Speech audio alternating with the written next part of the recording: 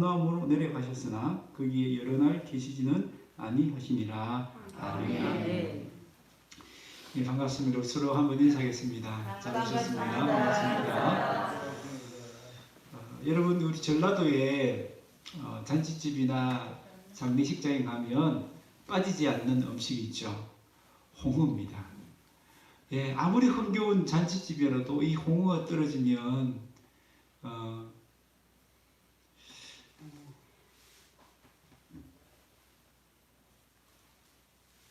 홍어가 떨어지면 손님도 떨어지고 흥도 떨어지고 잔치집은 파장 분위기가 되어집니다. 그래서 그런 말이 있더라고요. 아무리 돈이 없고 좀 어려워도 빚을 내어서라도 이 홍어를 장만해야 된다는 겁니다. 그래서 상다리가 휘어지도록 차려놔도 홍어가 없으면 사람들은 섭섭해하고 입이 부르퉁 튀어나오고 불평을 하기 때문입니다. 그런데 전라도 잔치에 홍어가 빠질 수 없는 것처럼 유대인의 잔치에도 빠질 수 없는 것이 있습니다. 그것이 뭔가 하면 바로 포도주입니다. 예. 그런데 오늘 본문에 보면 이 혼인잔치집에 뭐가 떨어졌어요? 포도주가 떨어졌습니다. 혼인잔치집에서 보면 최대의 위기를 맞이한 것이죠. 그러나 다행히 그곳에 누가 계셨습니까? 예수님이 계셨습니다. 예수님은 물을 포도주로 바꾸어 주심으로 말미암아 그 가정의 어려움들을 해결해 주셨습니다. 놀라운 기적이죠. 그런데 사도 요한은 이 기적을 뭐라고 표현합니까? 예, 표적이라고 표현합니다. 표적이라는 말은 사인 혹은 표지판을 의미합니다. 여러분이 처음 가는 동네에 어디가 어딘지 모르잖아요. 그런데 뭘 보면 알 수 있죠? 표지판을 보면 어디로 가야 대곡마을이 나오는지 알 수가 있죠. 그러니까 처음 가는 사람에게는 이 표지판이 큰 도움이 되는 것입니다. 마찬가지로 예수님의 기적도 그런 표지판과 같은 역할을 한다는 것입니다. 여러분이 예수님이 행하신 표적은 무엇을 가리키는 표적이죠? 예수님이 하나님의 아들이시라는 것을 가리키는 표지판입니다. 그래서 11절에 보면 그의 영광을 나타내심에, 여러분의 영광은 이미 1장 14절에 나왔던 영광이죠. 그 영광은 누구의 영광이죠? 아버지의 독생자의 영광이라고 했습니다. 독생자의 영광, 바로 하나님의 아들의 영광이라는 거죠. 그러니까 이 표적은 하나님의 아들로서의 그 영광이 드러난 사건이다 라고 이야기합니다. 그래서 예수님을 전혀 모르는 사람도 이 표적을 보고 예수님은 바로 그분이구나 하는 것을 알게 해주는데 큰 도움이 된다는 겁니다. 그래서 사도 요한은 다른 공간복음에서는 다 기적이라고 표현했지만 사도 요한은 그 기적을 다 표적이라고 표현합니다. 예수님이 수많은 표적들을 행하셨죠. 그런데 사도 요한은 대표적으로 7가지의 표적을 요한복음에 기록해 두었습니다. 왜 7가지일까요? 7이라는 것은 완전수이기 때문입니다. 그래서 이 완전한 그 표적을 통해서 예수님이 완전히 드러났다. 그런 의미에서 7가지 표적을 우리에게 보여주시는데 오늘 이 사건은 바로 첫 번째 표적입니다. 처음이 참 중요하잖아요. 그러니까 가장 중요한 표적으로 이 표적을 아마 사도 요한은 생각했던 것 같습니다.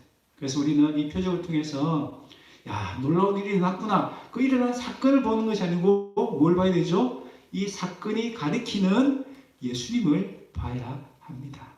자, 그렇다면 물이 포도주로 변한 이 사건, 이 표적을 통해서 예수님은 우리에게 뭘 알려주실까요? 첫 번째로 예수님이 우리 인생을 근본적으로 변화시켜 주신다는 것을 알려주십니다. 여러분, 물은 때로 밍밍하고 맛이 없잖아요. 물과 비교해서 포도주는 어떻습니까? 그것도 극상품 포도주입니다. 가장 좋은 포도주입니다. 우리 인생을 그런 물과 같은 우리 인생을 포도주와 같이 맛깔나는 인생으로 변화시켜 주시겠다는 것입니다. 여러분, 그 일이 어떻게 일어납니까? 장차 우리 예수님이 십자가를 지시고 3일 만에 부활하시는 그 사건을 통해서 일어나게 됩니다. 그래서 마리아가 예수님에게 그 포도주가 떨어진 이 상황을 이야기했을 때 예수님 뭐라고 대답하죠? 내 때가 아직 이르지 아니하였나이다. 여기서 말하는 내 때가 바로 예수님이 십자가에서 죽으시고 3일 만에 부활하시는 그 사건을 얘기합니다. 그 사건을 통해서 어떤 일이 일어나죠? 바로 죄인인 우리가 죄 용서를 받고 죄인인 우리가 하나님의 자녀가 되고 나아가 예수님의 거룩한 신부가 되는 그 사건이 시작된 그 때를 말하는 것입니다. 그런 놀라운 변화, 근본적인 변화가 일어나는 그 때는 아직 이르지 않았다는 것을 말하고 있는 거죠. 예수님은 장차 하실 일을 이 첫 표적을 통해서 우리에게 알려주십니다. 물이 포도주로 변하는 것처럼 죄인인 우리가 예수님의 신부로 변하는 근본적인 변화가 일어날 것을 우리에게 미리 말해주는 것이죠. 여러분, 물이 포도주 바뀌는 것은 상식적이지도 않고 과학적이지도 않습니다. 도저히 설명이 불가능합니다. 여러분, 마찬가지죠. 죄인인 우리가 어떻게 하나님의 자녀가 됩니까? 죄인인 우리가 어떻게 예수님의 신부가 될 수 있습니까? 근데 어떻게 그것이 가능해요? 여러분, 1장에 가보니까 이 예수님은 어떤 분이죠? 천지를 창조하셨던 그 창조주이십니다. 그 창조주이시기 때문에 죄인인 우리도 예수님의 신부로 변화시켜 줄 수 있다는 것입니다. 여러분, 고린도후서 5장 17절을 보면 그런즉 누구든지 그리스도 안에 있으면 새로운 피조물이라 이전 것은 지나갔으니 보라 새 것이 되었도다. 예수님이 어떤 일을 우리에게 하십니까? 우리를 새로운 피조물로 만드신대요. 우리를 새 사람으로 변화시켜 주신다는 겁니다. 옛날에 나는 죽고 새로운 나로 태어날 것을 말씀해 주십니다. 예수님은 그 불가능하게 보이는 그 일을 시작하셨을 뿐 아니라 마무리도 하십니다. 빌립보서 1장 6절에 너희 안에서 착한 일을 시작하신 이가 그리스도 예수의 날까지 이루실 줄을 우리는 확신하노라. 착한 일이 뭡니까? 바로 우리를 하나님의 자녀다운 모습으로 예수님의 신부다운 모습으로 아름답게 변화시켜 나가는 그 착한 일을 시작하셨고 또 이루신다는 말은 뭐예요? 끝내신다는 겁니다. 마무리까지 지으신다는 겁니다. 우리를 결코 어떻게 한다? 포기하지 않는다는 겁니다. 아무리 은혜를 주고 아무리 말씀을 주었는데 변화되지 않는 그 사람, 우리 주님은 끝까지 포기하지 아니하시고 마침내 변화될 때까지 은혜를 주시고 말씀을 주시고 성령을 주신다는 것이 말씀 속에 포함되어 있습니다. 그래서 구약 성경에 보면 하나님을 뭐에 비유한다면요, 진흙 같은 우리를 빚어가시는 토기장이에 비유하십니다. 어느 목사님이 한 가정을 신방을 갔습니다. 도자기를 하는 분의 그 집에 신방을 갔는데요. 이분은 원래 예수님을 믿지 않았던 사람인데 뒤늦게 예수님을 믿고 변화된 사람입니다.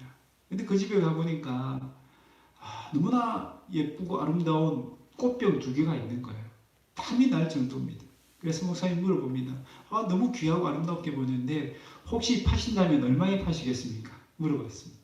그랬더니 이분이 그 도자기는 절대 팔 수 없다. 나에게 사연이 있다라고 말하는 거예요.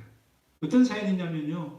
이 사람이 예수님 믿기 전에는 술주정뱅이의 노름꾼이었습니다. 근데 어느 날 친구의 그 전도를 받아서 교회를 와서 예수님을 믿게 됐습니다. 그렇게 그 은혜를 받고 어느 날 저녁에 집에 가는데 그 쓰레기더미 위에 누가 흙을 버려둔 거예요. 전혀 쓸모없다고 버려둔 것이겠죠.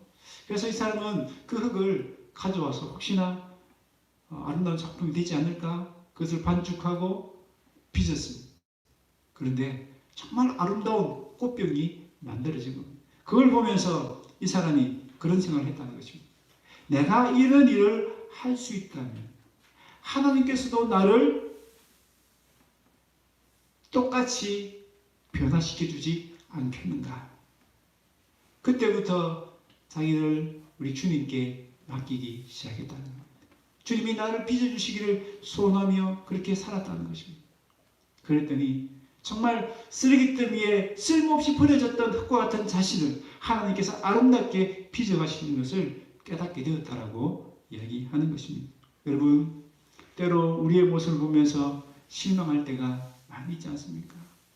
내가 예수 믿은 세월이 얼마인데, 내가 얼마나 기도를 많이 하고 말씀을 많이 읽었는데 또 실패하고 넘어지는 우리의 모습을 보면서 실망할 때가 얼마나 많습니까? 그러나 우리 주님은 우리를 포기하지 않았습니다. 여전히 우리를 붙들고 계시고 우리를 빚어가고 계십니다. 때론 옆에 있는 성도를 보면서 한숨이 나오지 않습니까? 저 성도 저러면 안 되는데 왜 저럴까? 그러나 우리 주님은 그 성도님도 아름답게 변화시켜 가실 것을 기대하십시다. 여러분, 우리는 화장을 아무리 아름답게 하고 얼굴을 아무리 뜯어고쳐도 우리의 모습이 변화되는 것은 예수님이, 하나님이 우리를 변화시키는 것에 비하면 아무것도 아닙니다. 하나님 우리를 변화시키기를 시작하셨을 뿐만 아니라 마침내 이루어 주실 줄로 믿습니다. 이 믿음을 가지고 끝까지 인내하시고 기다릴 수 있는 저와 여러분 되시기를 바랍니다. 두 번째로 이 표적을 통해서 예수님은 우리에게 무엇을 말씀해 주고 계십니까? 예수님을 내 인생의 주인으로 모실 때 천국잔치의 풍성한 기쁨을 맛볼 수 있다는 것입니다. 잔치집에 포도주가 떨어졌다는 것은 잔치집에서 볼 때 큰 수치입니다. 그 마을의 수치가 됩니다. 잔치에 흥은 깨어졌을 뿐만 아니라 손님들은 욕을 바가지로 하는 거죠. 여러분, 도저히 있을 수 없는 일이 일어난 것 아닙니까? 여러분, 이런 일이 일어나지 않도록 하기 위해서 얼마나 준비를 꼼꼼히 철저히 했겠습니까? 미리 오실 그 숫자도 예상을 해 보았을 거고요. 그리고 평소에 다른 잔치집을 가봤을 테니까 얼마의 양이 필요한지 이미 그 정보는 다 가지고 있었을 것입니다. 철저히 준비한다고 준비했는데도 불구하고 이런 일이 일어나 버린 것입니다. 여러분, 저는 이것이 우리의 인생의 모습 아닙니까? 이런 포도주가 상징하는 것은 기쁨입니다. 기쁨. 우리도 기쁨을 얻기 위해서 수많은 것들을 준비하지만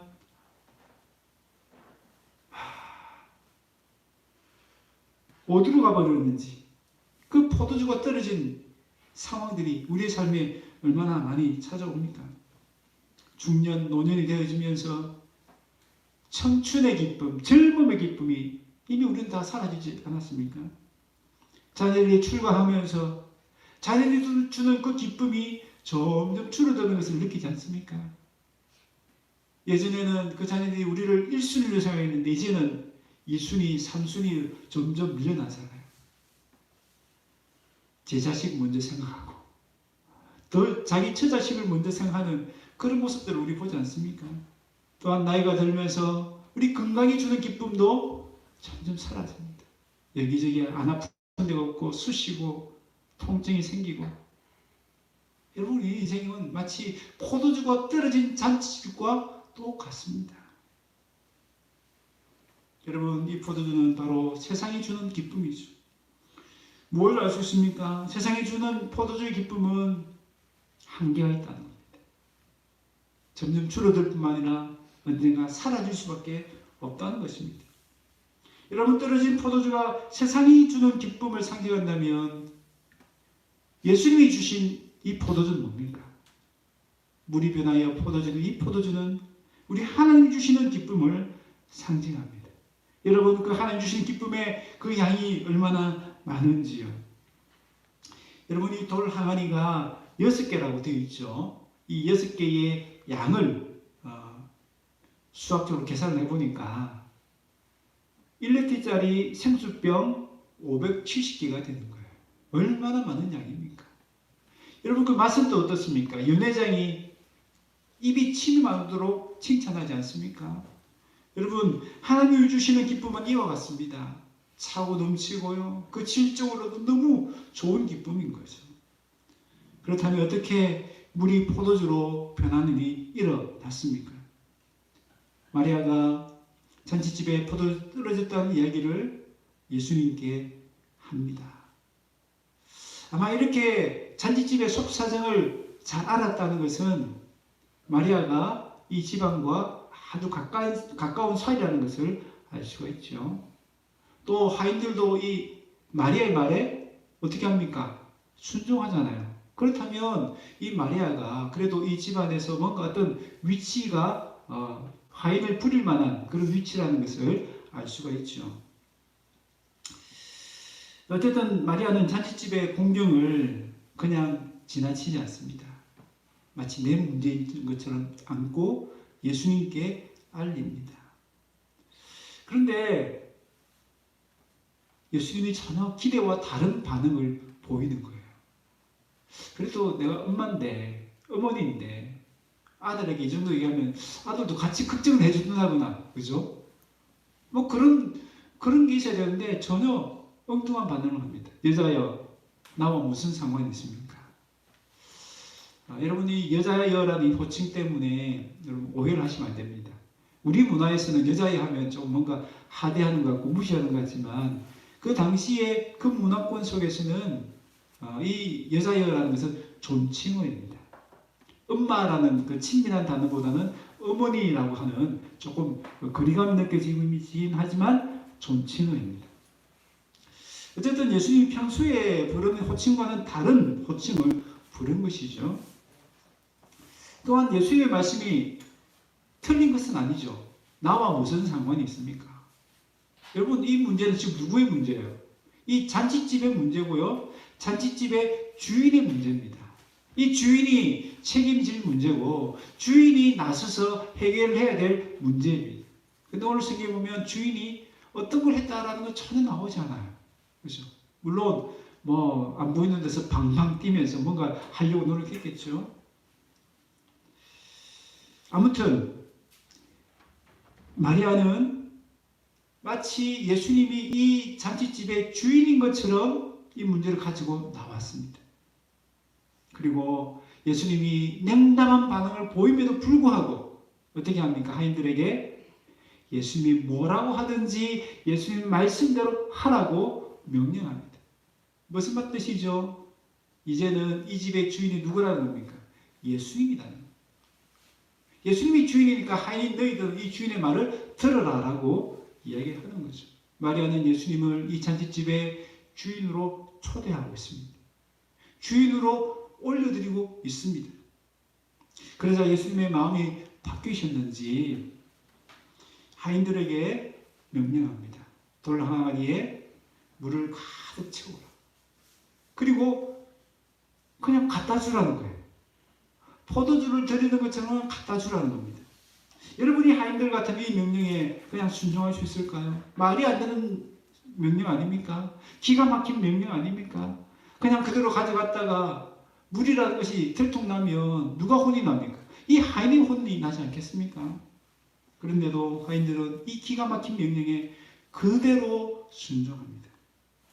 그냥 물 떠가면서 중간에 슬쩍 맛도 볼만한데 그렇지 않고요. 그냥 예수님 말씀 그대로 순종합니다. 여러분 하인은 어떤 존재입니까? 주인의 말에 아무런 토도 달지 않고 아무런 이의도 달지 않고 어떤 설명도 구하지 않고 그대로 순종하는 사람이 하인입니다. 오늘 우리가 생각하는 하인하고는 다르죠. 그 당시 하인의 입장을 생각해보면 주인이 죽으러 가면 죽는 신용까지 하는 그런 시대입니다. 그런 종입니다. 이 종들은 지금 예수님을 어떻게 인정하는 겁니까? 예수님을 나의 주인으로 인정합니다. 주인으로 생각하니까 말도 안 되는 명령에 순종하는 겁니다. 주인으로 여기지 않는다면 반발했겠죠. 저는 못합니다. 아니 먼저 주인한테 확인해보고 우리 주인한테 먼저 물어보고 하겠습니다 라고 하는 게 정상 아닙니까? 근데 그게 없어요. 그 말은 예수님을 나의 주인으로 인정한다는 뜻이죠. 네. 여러분 그렇게 예수님을 주인으로 모셔서 들었을 때에 어떤 일이 일어납니까? 자칫 초상집으로 변할 뻔했던 이 가정이 잔치집의 기쁨이 더 넘치는 그런 역사가 일어날 수 있었습니다. 여러분 저와 여러분 어떻습니까? 예수님을 내 인생의 손님으로 모시고 있습니까? 아니면 주인으로 모시고 있습니까? 예수님을 그저 내 인생의 도우미 정도로 생각하십니까? 아니면 예수님 말씀이라면 어떤 말씀이든지 순종하겠습니다 하는 마음으로 생각하는 그 주인으로 모시고 있습니까? 여러분, 세계 최대의 인터넷 상거래 기업인 아마존의 창업자 제프 베조스는 회의할 때마다 빈 의자를 준비한다고 합니다. 그러면서 중육들에게 늘 하는 얘기가, 이 빈자리에는 가장 중요한 분이 앉아 계십니다. 그분은 바로 우리의 고객입니다. 이 회의의 중심은 이 고객이 결정합니다. 그래서 늘 고객 중심으로 회사를 운영했습니다. 그렇기 때문에 이 아마존은 세계적인 최대 기업이 될 수 있었다라고 합니다. 여러분, 우리 마음에도 빈 의자가 있습니다. 그 빈 의자에 누구를 모셔야 되겠습니까? 우리 예수님을 모셔야 되지 않겠습니까? 그런데 우리의 마음의 실상은 어떻습니까? 유튜브에도 나온 그 그림이지만 딱 이 모습이에요. 그 주인의 자리에 내가 앉으려고, 예수님 밀어놓고 내가 앉으려고. 예수님은 이 빈자리에 예수님 앉으셔야 우리가 복이 되기 때문에 그 자리에 앉으시려고 서로 이렇게 다투는 모습은 아닌가요? 여러분, 우리는 속히 이 자리에서 내려와야 됩니다. 예수님을 내 삶의, 내 마음의 중심에, 주인의 자리에 모셔야 합니다. 그래야 우리의 삶에 어떤 역사가 일어납니까? 천국잔치에 그 풍성한 기쁨이 넘치게 될 줄 믿습니다. 아멘. 여러분, 세 번째로 이 표적이 우리에게 알려주는 것이 무엇입니까? 이제 율법의 시대가 끝나고 은혜의 시대가 시작됐다는 것을 우리에게 알려주십니다. 여러분, 예수님이 오시기 전에는 포도주가 떨어진 것 같은 부족함의 시대, 슬픔의 시대였습니다. 그러나 예수님이 오심으로 말미암아 이 부족함이 풍성함으로, 슬픔이 기쁨으로 바뀌는 새로운 시대가 시작되었습니다. 이사야 선지자는 이미 예수님이 오시기 전 약 800년 전에 이것을 예언했습니다. 예수님이 오시고 천국이 임하면, 그리고 우리가 구원을 받으면 그 구원의 기쁨이 얼마나 차고 넘치는지 그 기쁨을 마치 혼인잔치의 기쁨에 비유했습니다.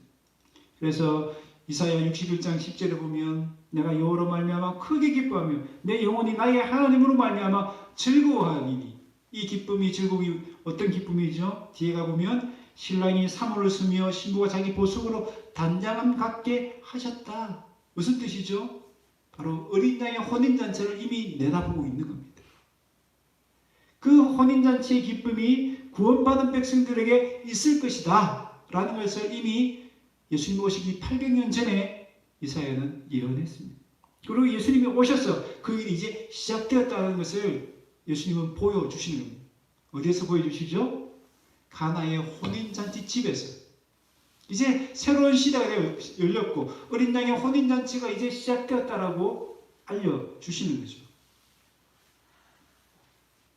근데 예수님이 이 물을 포도주로 바꾸시는데 어디에 있는 물이죠? 돌 항아리 6개에 담겨졌던 그 물을 포도주로 바꿔줍니다. 근데 오늘 성경에 보니까 이 돌 항아리는 어디에 쓰는 돌 항아리? 유대인들이 정결 예식에 쓰는, 그 정결 예식 할 때에 쓰는 물이라고 이야기합니다. 그 물을 예수님은 포도주로 바꾸신 거죠.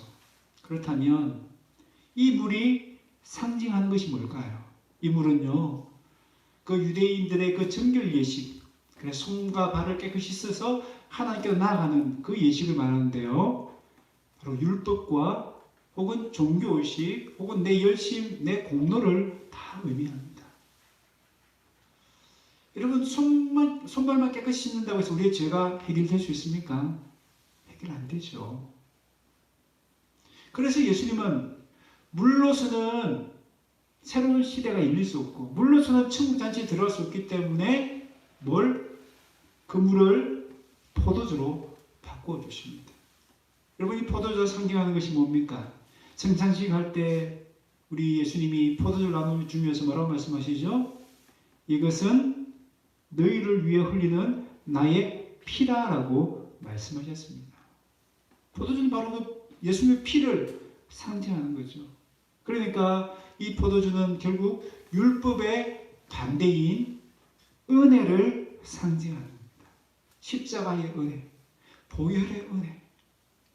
여러분, 율법으로는 천국의 혼인잔치에 들어갈 수 없어요. 어떻게? 예수님의 피만, 예수님의 그 보혈의 은혜, 그 십자가의 은혜로만 우리가 그 천국잔치에 들어갈 수 있습니다. 그것을 지금 예수님은 이 가나의 혼인잔치를 통해서 우리에게 알려주시는 거예요. 이제는 율법을 꼭 지켜야만 들어갈 수 있던 천국, 그래서 그 누구도 들어갈 수 없던 그 천국이 이제 활짝 열렸습니다. 특히 이방인인 우리들은 또 그렇죠. 우리에게 율법도 없고 성전도 없고 그런 종교의식도 아무것도 없었어요. 그러니까 우리가 천국잔치에 들어갈 만한 아무런 자격이나 조건이나 그런 게 전혀 없었어요.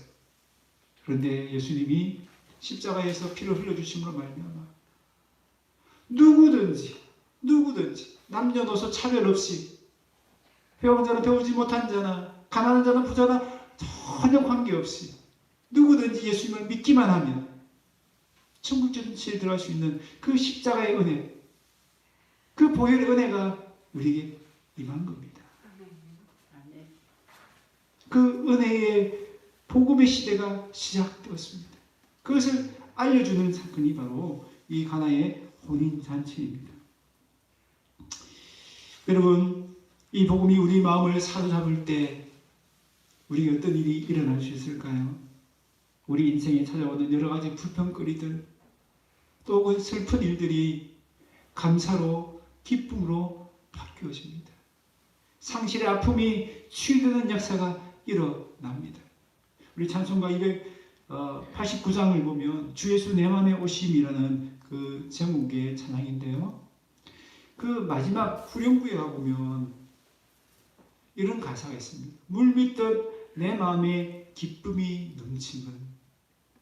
도대체 이 가사를 적은 사람은 어떤 일이 있었기에 이 가사를 기록했을까요? 이 가사를 만든 사람은 미국의 맥다니엘 목사님입니다. 맥다니엘 목사님이 이 찬양을 만든 시기가요, 언제냐면 둘째 아들을 잃어버리고 난 다음에 이 찬양을 기록했습니다. 그러면 이해가 되지 않잖아요. 눈에 넣어도 아프지 않는 그 아들을 잃었는데 슬픔을 노래해야 되는데 이분은 물 믿듯 내 마음에 기쁨이 넘치는. 어떻게 이럴 수 있었을까요?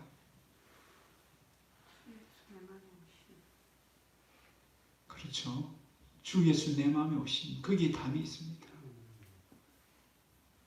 복음의 은혜를 맛보니까, 그 복음이 내 마음을 가득 채우니까, 그 예수님이 주시는 그 기쁨이 내 마음에 차고 넘치니까 상실의 아픔이 치유되어지고 아들이 없는 그 텅 빈 마음이 예수님으로 가득 채워지는 거예요. 그러니까 물 믿던 내 마음에 기쁨이 넘치는이라고 노래하고 찬양할 수 있었던 것입니다. 여러분, 하나님 오늘도 우리에게 이 은혜의 복음을 주신 줄로 믿습니다. 하나님 오늘도 우리가 이 은혜의 복음에 사로잡혀 살기를 원하십니다. 여러분 인생에는 포도주가 떨어진 일들이 얼마나 많이 있습니까? 이 맥다니엘 목사님처럼 뭐 그렇게 아들 잃는 큰 슬픔은 아닐지라도 여러분 건강을 잃어버리기도 하고 돈을 잃어버리기도 하고 이런 크고 작은 어려움들이 얼마나 많이 있습니까? 그럴 때 우리의 마음이 낙심이 되고 짓눌리기도 하고 불만이, 불평이, 슬픔이, 아픔이 찾아올 때가 얼마나 많습니까? 그럴 때마다 우리 맥다니엘 목사님처럼 어떻게 해요? 주 예수 내 마음에 오시니 주님을 내 마음에 모셔드려야 합니다. 그 복음의 은혜를, 그 십자가의 은혜를 우리 마음에 새겨야 되고요. 그 은혜에 깊이 잠겨야 합니다. 그 은혜에 깊이 빠져들 때 우리 마음에 있던 그 불평은 감사로, 내 마음에 있던 그 슬픔은 기쁨으로 변화될 줄 믿습니다. 이 복음의 능력이 저와 여러분 삶 속에 나타나서 우리 인생에 종종 찾아오는 이 슬픔이 기쁨으로, 불평의 감사로 바뀌어지는 놀라운 은혜를 경험할 수 있기를 바랍니다. 말씀을 맺습니다. 우리는 우리의 인생이 기쁨이 넘치는 잔치집과 같게 되기를 원합니다.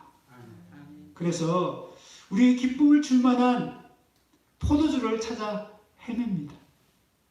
돈이 우리에게 기쁨을 줄까? 명예가 우리에게 기쁨을 줄까? 재미있는 취미가 우리에게 기쁨을 줄까? 사람이 우리에게 기쁨을 줄까?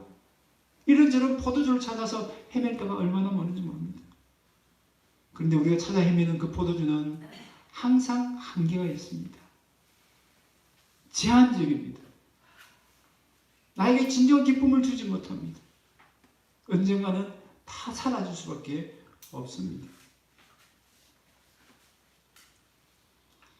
예수님은 그런 우리를 불쌍히 해주시고 늘 뭔가에 부족해서 진정한 기쁨을 누리지는 못하는 우리에게 찾아오셨습니다. 그리고 천국잔치에 진정한 기쁨, 영원한 기쁨, 풍성한 기쁨을 주시기 위해서 우리에게 찾아오셨습니다. 여러분, 내 인생에 반드시 있어야 될 것이 무엇입니까? 내 인생에 그것 없으면 안 돼 라고 우리가 붙들고 있는 것들이 많이 있지 않습니까? 아니요. 내 인생에 절대 없어서는 안 되는 한 분은 바로 예수 그리스도밖에 없습니다. 여러분, 예수님 없이 다른 건 아무리 채워도 우리의 마음은 채워지지 않습니다. 우리의 기쁨은 다 사라질 수밖에 없어요. 그러나 다른 것 다 없어도 예수님이 내 마음에 계시고 예수님이 우리 마음을 가득 채워지면 다른 것 다 없어도 우리는 그 주님으로 인하여 물밀듯 내 마음에 기쁨이 넘치는 찬양을 올려드릴 수 있습니다. 아멘. 이제는 예수님을 내 마음의 손님이 아니라 주인으로 모셔드리십시다. 그럴 때 내 인생이 아름다운 그리스도의 신부다운 모습으로 변화될 줄 믿습니다. 내 인생의 천국의 기쁨, 그 풍성한 기쁨이 넘쳐날 줄 믿습니다. 여러분, 이 예수님을 손님으로 맞이하시겠습니까? 아니면 주인으로 맞이하시겠습니까? 우리 시간 같이 한번 이 말씀 붙들고 기도하겠습니다. 여러분, 우리 인생이 왜 늘 잔치집이 아니고 때로 초상집